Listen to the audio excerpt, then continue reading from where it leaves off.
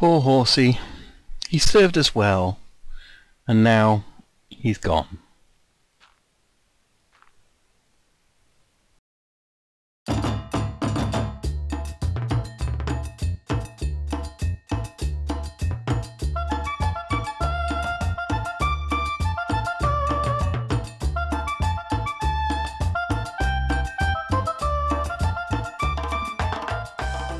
Hello everybody, Trekker here, and welcome to another episode of our Let's Play Survival World in Minecraft 1.9.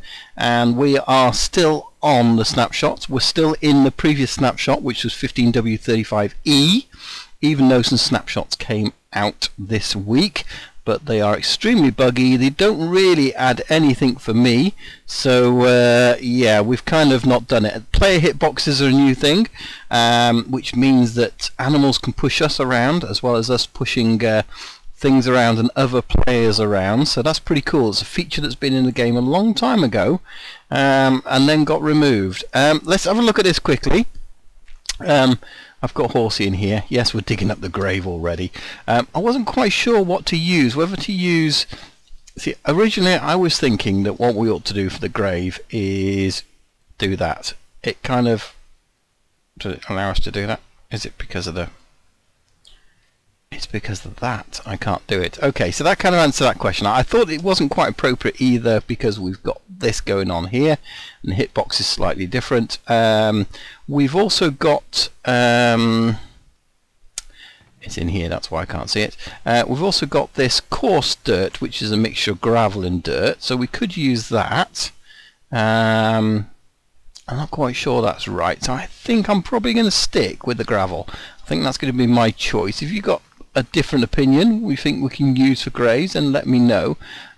It would be nice to use this because it sort of sinks down a little bit, but and then the other option would be soul sand perhaps. So yeah, let me know what you think. But I thought we ought to give a fitting end to Horsey. We didn't really have a name for it, but sadly died, and we got our new one which we also need a name for, so perhaps we ought to look at doing that and getting that sorted. I've been really busy since last time getting the wall sorted out, and I've lowered this entire area, so this is where I want it to be. I've got some plans to put a building there today, so we might get that done, and also a build going inside this over here if we get time to do it today. But let me know what you think about this. This is our wall feature. So I just put some arches around here, so we've got this under here. It's only a couple wide, but I'm thinking I've got some nice ideas what we can put in here. I don't think we'll get that on today's episode. So at the top of the walls, I've just put these walls all the way around, and the thing that I've done, rather than just the straight walls, I've now put these upside down stairs going all the way around, and I think that just adds to it dimensionally. I think it looks really cool like that. So yeah, that's what we're going to stick with. And obviously we've got our tunnel through here, which isn't mob proof yet, but it will be. It's all part of the great plan to make it mob proof, so that's going to happen as well at some point.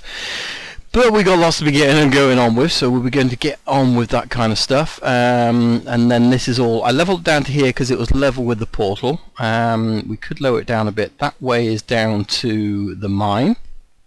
And then obviously it's just one step down to our storage area. So I think that's... we'll keep it like that because it's just nice to have that drop down. So yeah.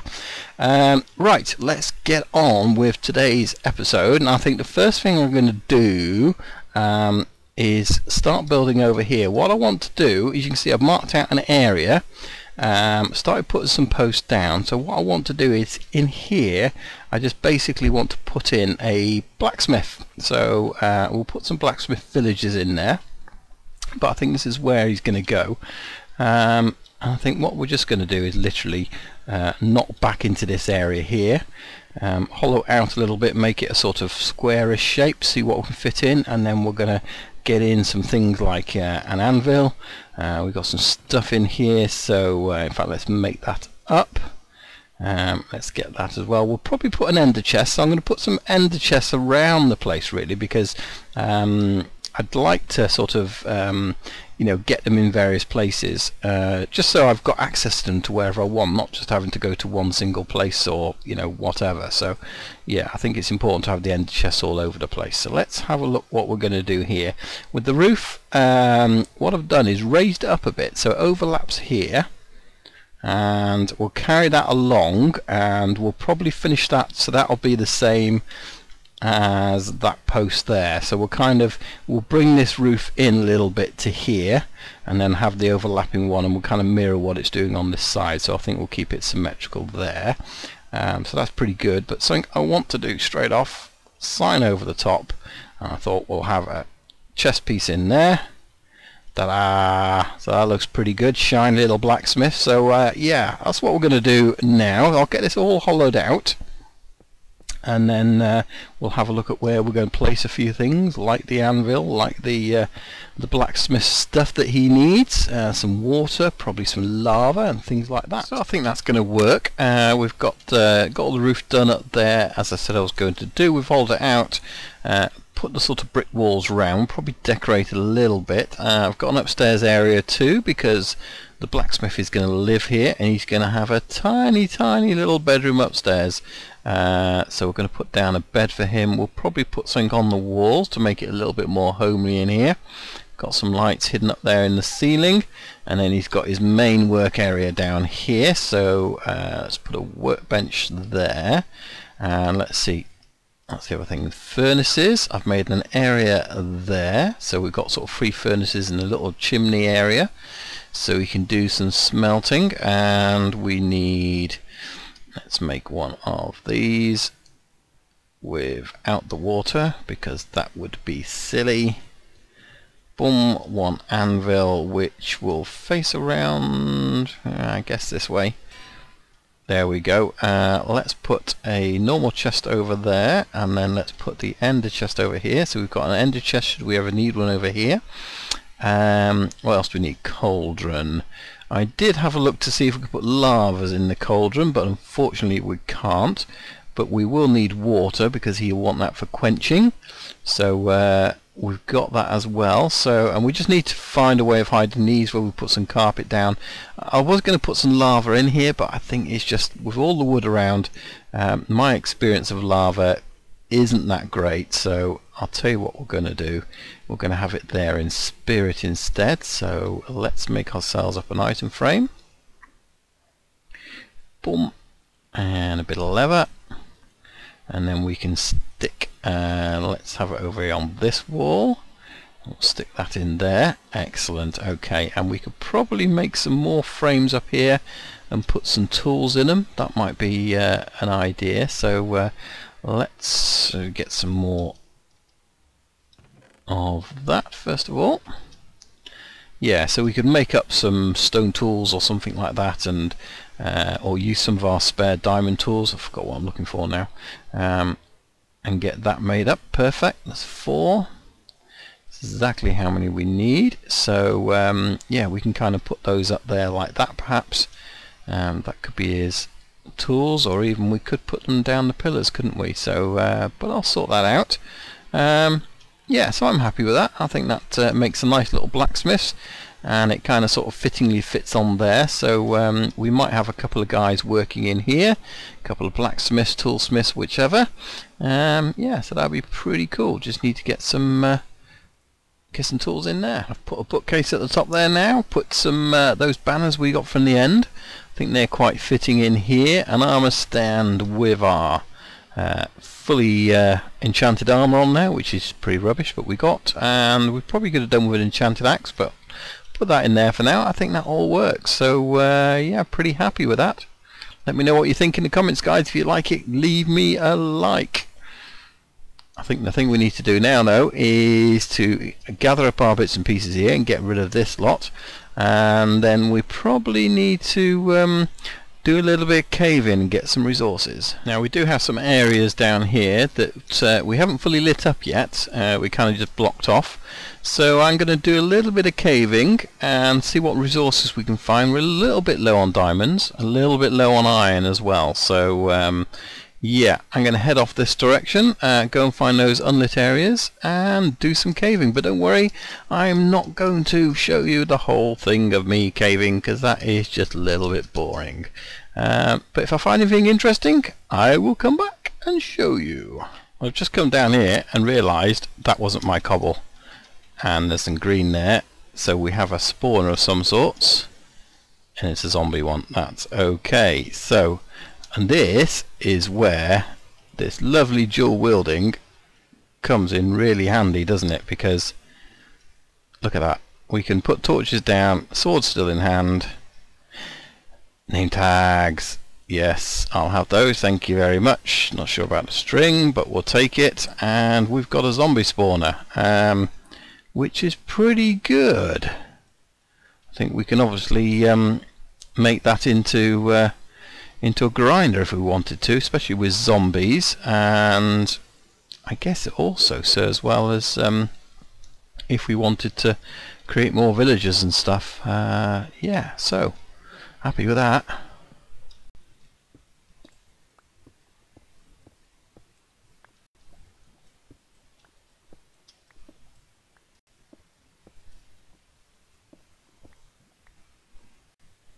That's not a bad little trip down the caves. Got a fair bit of iron which we're going to smelt up, a little bit of gold.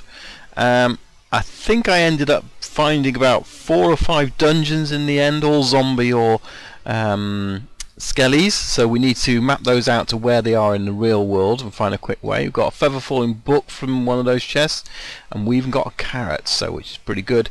9 name tags as well, so pretty happy with that, and 22 blocks of diamonds. Let's see what this turns into. Let's go up here, shall we? Wrong way round, so you'll do it slowly.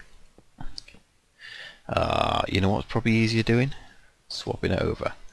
I should have just pressed F for that. And let's try that. There we go. Let's get up here and see what these 22 turn into. What do you reckon? Are we going to get at least 50 diamonds out of this? I hope so. We've got Fortune 3. Make sure I got the right one. Wild Fortune. Fortune 3. Let's see how many we get. What do you reckon, guys? I'm going to take a guess. I reckon it's got to be at least 50. Maybe not. 45. That's pretty poor. That's only just doubling it. Yeah, well, okay.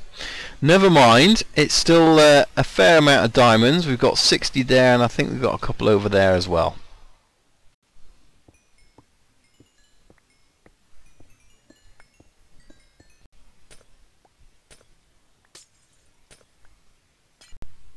What I want to do now is start on our chorus plant farm. We want to grow some more of those so we can get some more blocks. So this is where we're going to be doing it inside here. Now, I think when we looked at it, we wanted at least 6 high, I think it was. We were going to grow these plants, so we're going to need at least 8 high as far as a room goes by the time we get sort of the roof on it and all that kind of stuff.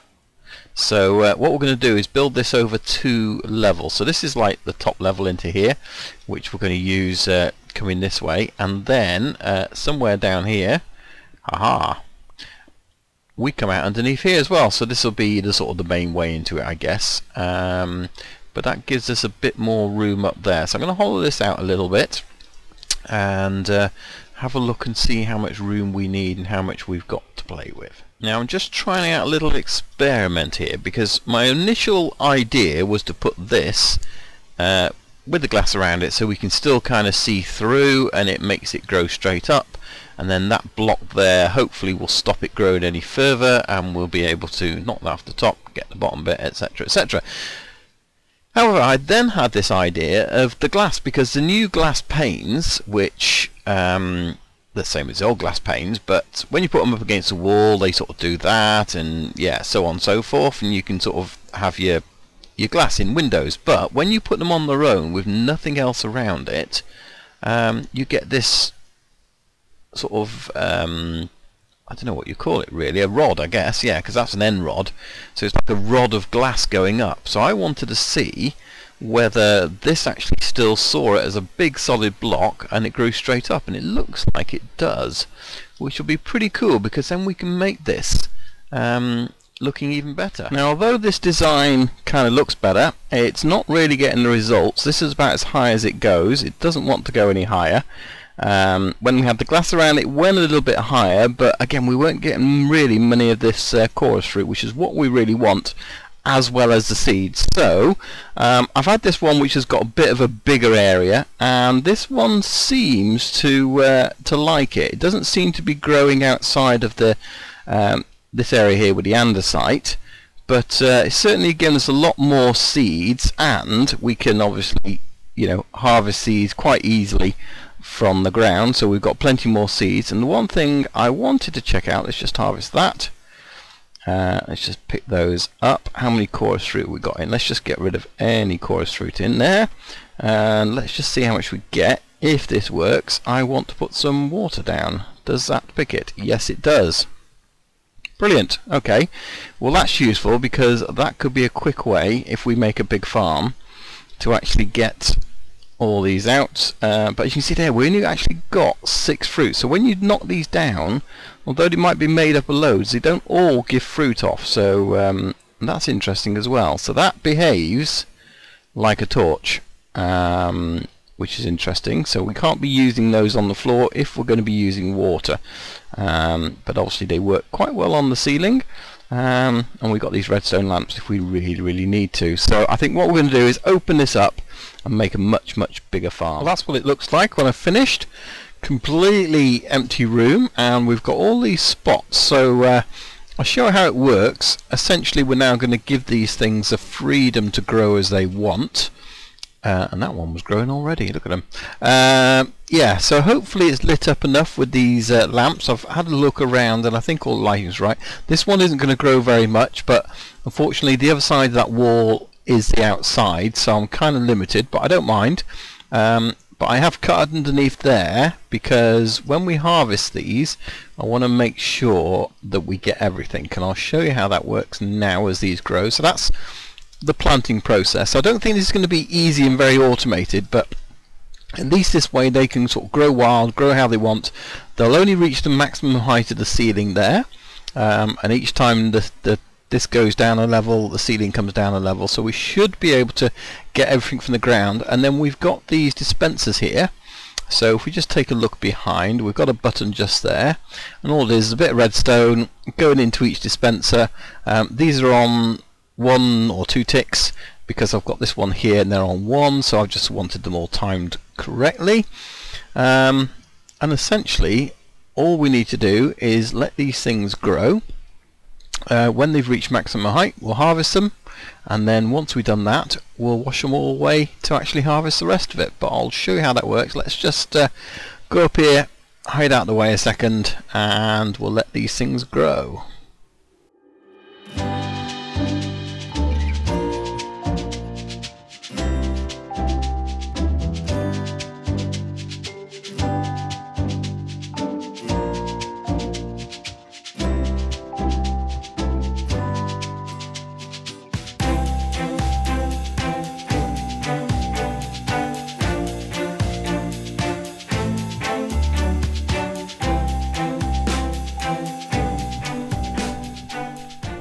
So I think most of those have sort of grown now. As you can see, quite a few of them are turning this colour, which means they're kind of stopped. Some of them haven't quite grown. The tick rate seems to be very random. I think it's between certain values. So obviously if we left them longer, they would grow a little bit more, but this one's probably the highest and we can get that, so that's good. Let's just see. So I'll empty my inventory. Let's just leave that one and see how many we get from these. I think there's 14 altogether. As you can see on here, we get 3, which is much better. And that's important because obviously, you know, sometimes we might not even bother harvesting the actual flower seeds off here. Other times we might, so it's always going to be good to have spare ones of these ready for us. So yeah, you kind of always want more than you need, don't you? Let's do that and that, and that, and that. That's 4 on that one. That's quite good. So yeah, this is quite a good way of getting the seeds. If we want the seeds, we can come around and do this. If we don't want the seeds, then not a problem. We don't need to even do this bit, do we? So hopefully that's the thing. As long as we've always got 14 seeds, then that's good. And we've already got 19 there, so not a problem. Let me show you now the next part of it.